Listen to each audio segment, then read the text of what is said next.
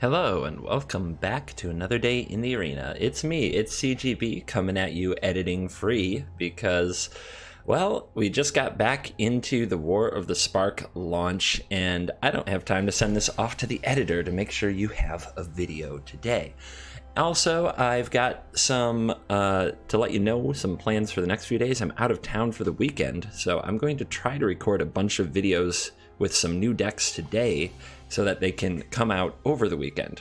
But because War launched today, and I'm going to be gone tomorrow, Saturday, Sunday, the next 3 freaking days, it's going to be a bit of a rush, and the videos will probably be short. They'll be my first impressions of a few decks that I think will be very good in the new format, and I do apologize. They'll probably be shorter videos than normal, probably less in-depth.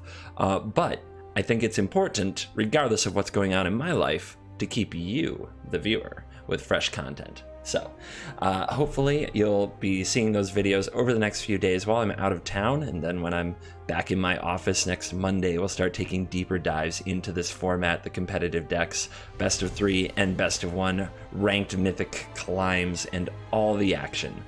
So, with no further ado, here we are. Let's take our first look around with the War of the Spark update. First of all, I've got all this gold, so we're going to buy some packs with that. So, let's hit the store. The account that I got to use in the release event is not one I get to keep. All those cards you saw me playing with on Twitch the other day or on the video I uploaded with the Planeswalkers, I don't get to keep that stuff. No, I do not. So instead, here we go. It's time to get a whole bunch of packs. I don't think there's a pack bundle, which is a little frustrating. Now, I heard that there's a code. Let's see if this code works. War. Okay, failure redeeming code. Well, that's embarrassing, nice and live. Oh, I see it. Here it is. Here is the correct code, everybody. Play War Spark. Play War Spark. Yay, I have not been trolled this time. All right, there it is. 3 packs, courtesy of probably Wizards of the Coast, actually, but if you saw it first on this channel, CGB just got you 3 packs. Go and play War Spark. Now let's stock up. This is going to take a while. But for some people like pack openings. I don't know what that is or what that's all about. But since people ask me all the time if I'll put this on the channel, we're going to do it. If you want to skip ahead to gameplay, you're welcome to do so. You can also put it on 2x speed if that is something you enjoy doing.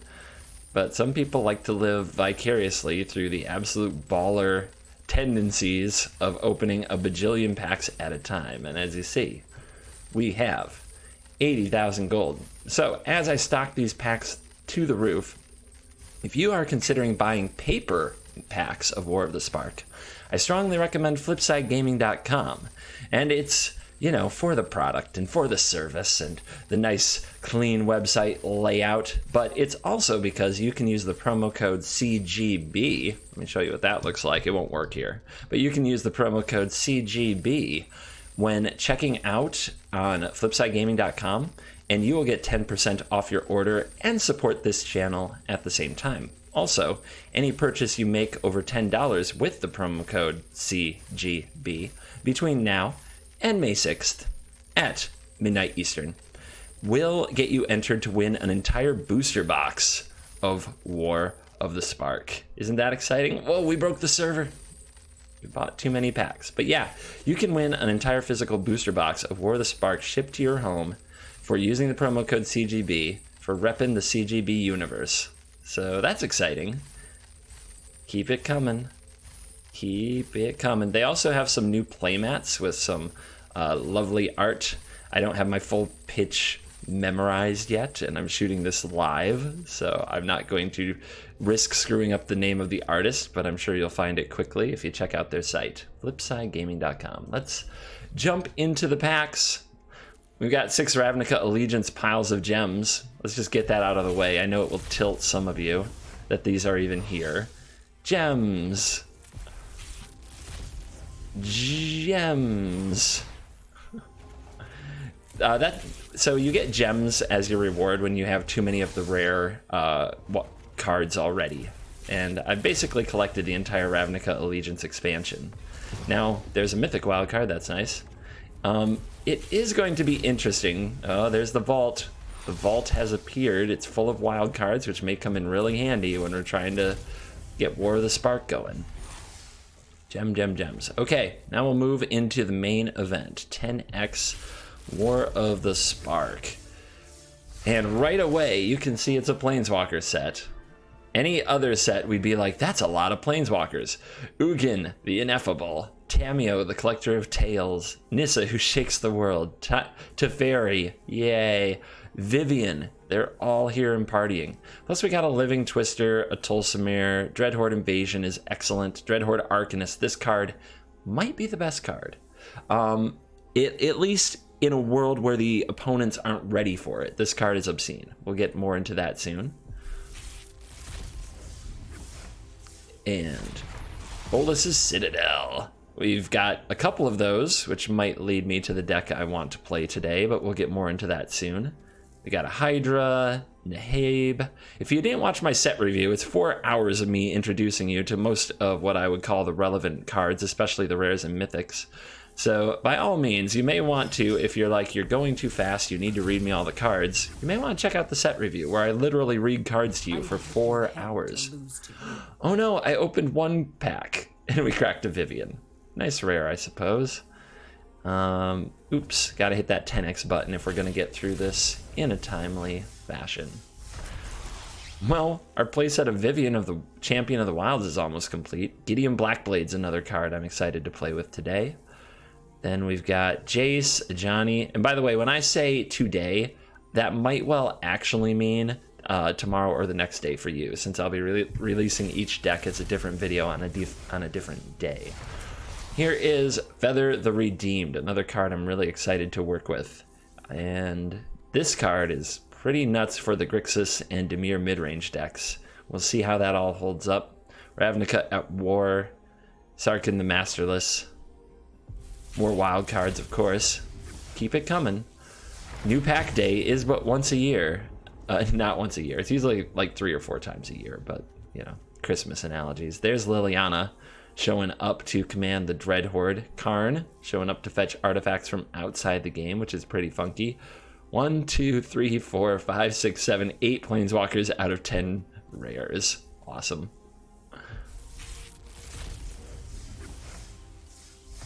Time Wipe, Feather the Redeemed again. Got Eternal Kefnet. This card is interesting. I'm really curious to see how it actually turns out when the meta settles. Right now it feels like it's doing good work. Oath of Kaya, another interesting one. This card impressed me as well. Dreadhorde Butcha. Boom, boom, boom. Keeping it coming. I think that's our playset of Tameo and more rare wild cards along the way, but we haven't seen any gems yet. It's probably going to be a while before we see gems, we can hope. But the playsets are coming along. I'm sure there's plenty of cards I'm not thinking of that we don't even have yet. For example, that's probably our first Solar Blaze and our first single combat. The Raw Infinite combo works. Maybe we'll show it sometimes. And if you haven't seen my Nicole Bolas Infinite combo, well, where have you been? Go watch that video. It already has over 22,000 views, which is as many subs as I usually have. Another Dreadhorde Invasion, igniting the beacon. The beacons are lit. The Gatewatch will answer. Keep them coming. Pile it on. Niv Mizzet Reborn. I was actually surprised at how often this was cast against me in the event. Pretty epic card, and certainly something we'll have to do something with. Also, Command the Dreadhorde. Excellent jankery. To commence the endgames, which is another card I'm really excited about. And everybody's favorite vehicle hanging out up here. That is just madness. I'm sure we'll have to figure out something to do with that card. But now we're down to the singles. So let's crack these babies. Be steadfast in all your ways. We've got to be pretty close to an Ajani playset at this point. And what do we got? That's got to be the 4th Dreadhorde Invasion.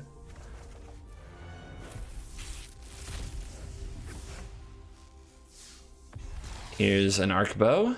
Wonderful.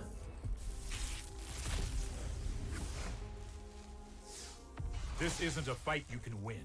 Hey, He said that before. I want new voice lines all the time. I'm greedy. The hybrid. This card is actually pretty neat. What a ball of stats. I'm excited to see where that card fits in.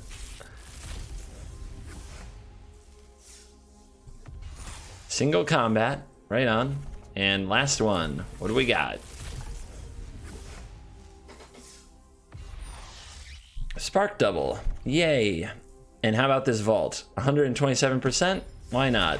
Hit me with those wild cards. Ta-da-da. All right, sweet. How's our wild card count? 47 rares, 16 mythic rares, 309 uncommons, and 184 commons. So I'm going to show you a quick trick. Well, first of all, we've got to clear out all these old decks. I don't know about you, my friends. When a new set is released, I have to delete all of the decks, and I have to start over from complete scratch. That's the only way it works for me.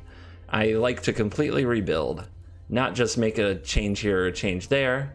I like to go full rebuilding. So even my faves, even the Lich deck has to go, even the #1 Mythic Muldrotha deck has to go. I'm trolling you.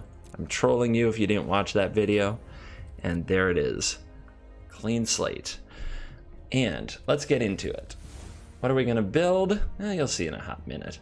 But first of all, I want to show you a quick trick, because one thing that you can do when you have a huge pile of common and uncommon wildcards, as some of you may get to the more that you play the game, you can redeem those as quickly as possible, and it will build your vault progress faster. So I'm going to look for uncollected commons and uncommons. And we see that we've got some here. Well, I think those are from like the intro packs and stuff. Well, this one's not. So anytime that there's uncollected commons and uncommons from the current set, like in this case, you're going to want to craft those. Finish. And it's kind of cool that you can craft them a lot quicker now. It's freaking auto lands though. They just pile stuff, a bunch of stuff into your deck. But when you craft them, now whenever you open it, it will be vault progress, as opposed to wildcards sitting here doing nothing, which give you no vault progress. So that's something important to keep in mind. Let's see, we can even sort it now by War of the Spark, so we only see the ones from War of the Spark. So we'll add these to the deck, we'll add these to this fictitious deck that doesn't actually exist and isn't something I'm actually going to use. And then we'll hit craft all. All right, and then we'll just delete the deck rather than do anything else with it. But that is an example. You should probably go through and do that with as many uncommons, commons and uncommons from packs you plan to open as soon as possible to build more vault progress as you go. So you can do that with all the commons and uncommons in the set if you want, and then you'll get more rare wild cards as you go. Just a little economy tip. Now let's work on a new deck. I've got it saved on a website, so it'll just, again, I'm shooting this live, no editing today.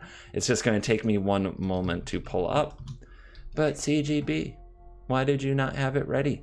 Why was it not ready before? You is wasting my time, CGB. I'm sorry. I'm an imperfect individual. The editing makes me look better than I am. There's downtime all the time in my videos. All right. So what I'm going to go with here is an Amass, what I call an Amass tribal deck. So this is a Grixis deck going pretty much all in on the Amass mechanic. And that's going to be the first video I work with here today, play a few games with you. So we'll copy that to clipboard. I'm really excited to try it out. So what I've found so far is that it works really well when the opponent is trying to just play like a curve out linear strategy, and your amassing stuff does crazy things. Now, let's see. Do I want to spend these rare wild cards on the cards that I don't have? This is an uncommon according to this, so that's a pretty easy craft. This is a mythic. This is rare. Why does it say I don't have this? I swear I opened it. Oops. There's a lot of enter the battlefield, right? Enter the god. Eternals. Oh, okay. So it shows that there are 2 there, but it's going to craft 2 more, is what it's suggesting. Okay, I get it now. How about widespread? How many of those do I have? Widespread Brutality, 2 of those. Okay, so it's going to craft 2 of these. This is an uncommon. I thought I would have just crafted all those, but what do I know? Anyway, let's hit the craft all. 2 uncommon, 6 rares, and mythic sounds good for finishing a deck. And there they are. So rare lands, check and dual lands, are not in this set, so you don't have to worry about collecting a new set of lands for every color with your rares. That's going to be nice, I think, for most people. Let's sleeve up. Okay, so what's the deck trying to do? Well, all these cards amass one, at least one. So this amasses, this creates an amass every upkeep. This amasses and makes your amass card hexproof and gives it menace. Bleeding Edge kills another creature potentially, giving it -2/-2 until end of turn, then amasses 2. Widespread Brutality amasses and then does that much damage to non-armies. God Eternals amasses. Bolus is Bolus, and commence the endgame amasses. So the idea is that with this much amass, you create bigger and bigger threats. The Overseers can make it hexproof. And because we already have an amass card on the battlefield usually, it basically gives haste to the amass count. So when this is like 3 mana, kill a thing and put a 2 power haste on another creature, that's pretty nuts. And if this is playing against another creature style deck, the deck can be very good. Where I don't think it's very good yet is against anything other than kind of a curve out creature thing, but I really want to see how it plays against the likes of mono red. I would love to see how it plays against everything else.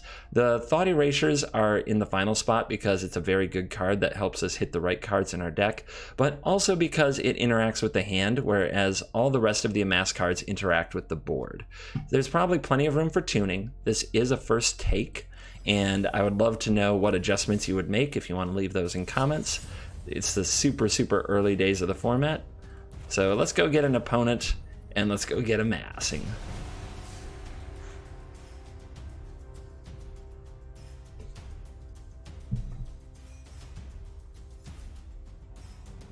Let me say that again. This is my very early take on a deck. I'm sure there are better takes and better builds. If you play with it, let me know what you would change. Let me know what you would cut. Let me know what cards need to be in the deck. It's totally fine. We're having a hard time getting a pairing. Maybe the matchmaker doesn't know what to do with all these new cards. They'll just find a mono red person for me to play, I'm sure. This hand is pretty good. We have double black, so we have Bleeding Edge, Brutality, and Overseer. We're on the draw, so if the opponent plays something like a Steel Leaf Champion, that will just be really hard to deal with. But we'll hang on to this hand and see where it goes. Steam Vents, all right. Drop the Watery Grave. Let's go.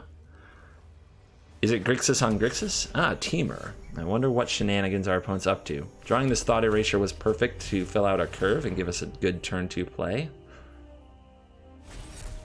Negate. Boom. Wow, you really felt that, didn't you? Some updates to the graphics and visuals here in the game. All right. Well, let's get the Gleaming Overseer online. Our opponent might be like a Teamer Reclamation deck, which I think would be a really bad matchup for us, or some kind of a Saheeli combo deck. We don't have much to interact with it other than Thought Erasure, and that got countered. Okay, Kefnet. We got some new cards in the house. I like that. Now, fortunately, we drew Callous Dismissal, which can return the Kefnet and amass onto our zombie, and force the opponent to play it again. Once they have to play it again, it's going to be interesting because this has Menace, and we're going to want to keep building it up, but Enter the God Eternals doesn't kill the Kefnet. So I think the play here is to amass, dismiss, make the opponent spend their turn recasting that card, and get some damage in. What is the Teamer deck doing with Kefnet, God Eternals, Negate so far? And 3 colors, so there's a lot we don't know about whatever this brew is going to be. What we want to do is get this zombie big enough for Widespread Brutality. Enter the God Eternals can do that regardless. But the real good question is, do I want to give up my Gleaming Overseer?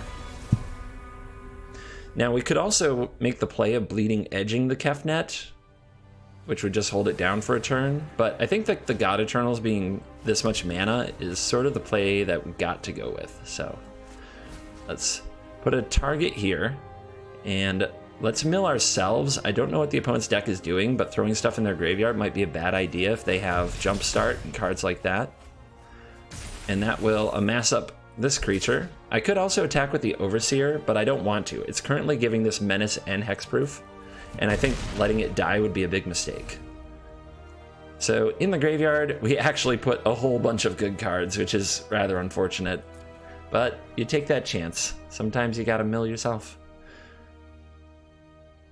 It could have just as easily been 4 land, so don't get hung up on the result.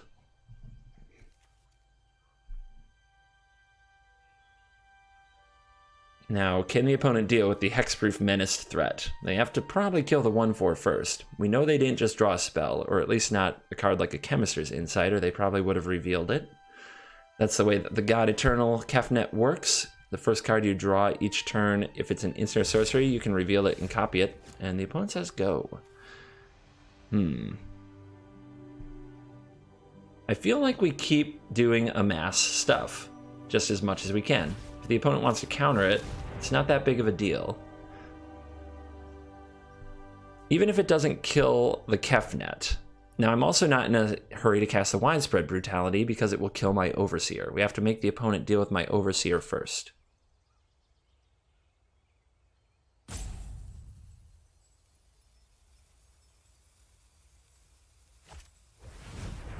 Okay. That's a little unfortunate because it will amass a zombie for them so they can double block and absorb one of these hits. But I think that's okay.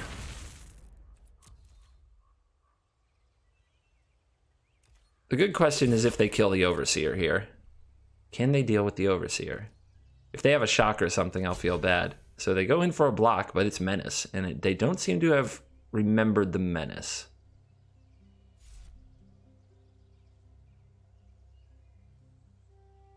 Oh, we're back in the tank. What do we do? What do we do? We opt. Okay. And this must be post blocks, which means our opponent's going to 3, I think. To the bottom. Down to 3. All right. Enter tapped, say go. Don't think I have any sneaky way to burn the opponent out in the whole deck, but if we draw like a removal spell, we should be able to get this job done. The opponent drew and did not reveal the Kefnet, so once again, it's probably not that powerful. It's probably not a powerful spell. And there's a Brutality, oh my goodness. So remember, this deals damage to each non-enemy creature, and we draw the Dismissal.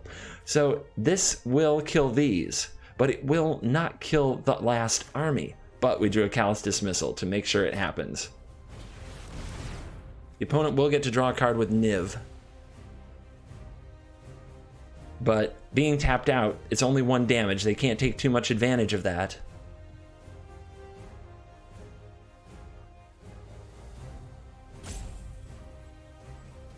They're in the tank about pointing it somewhere. They reveal a Fiery Cannonade they cannot cast because they have no mana.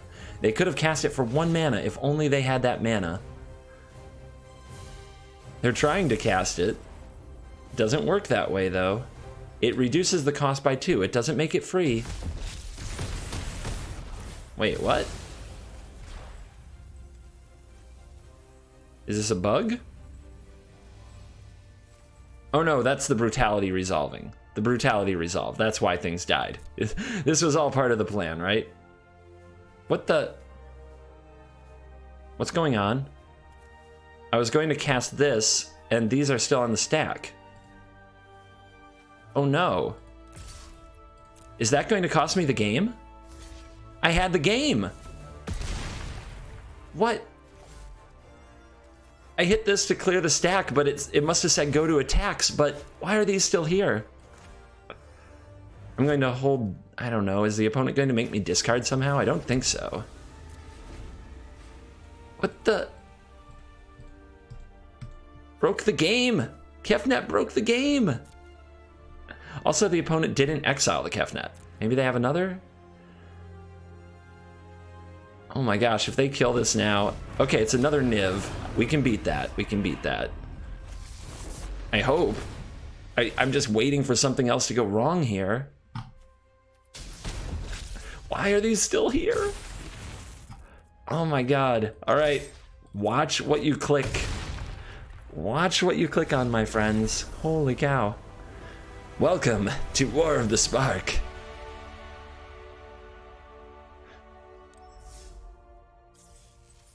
Whew.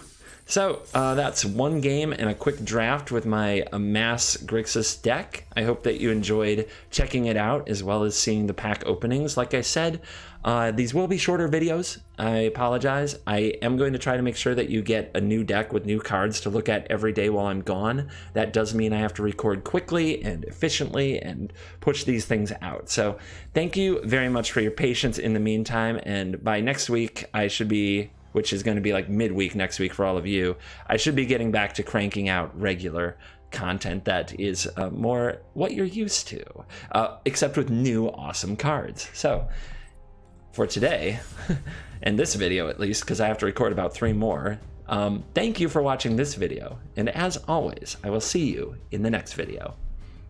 Goodbye.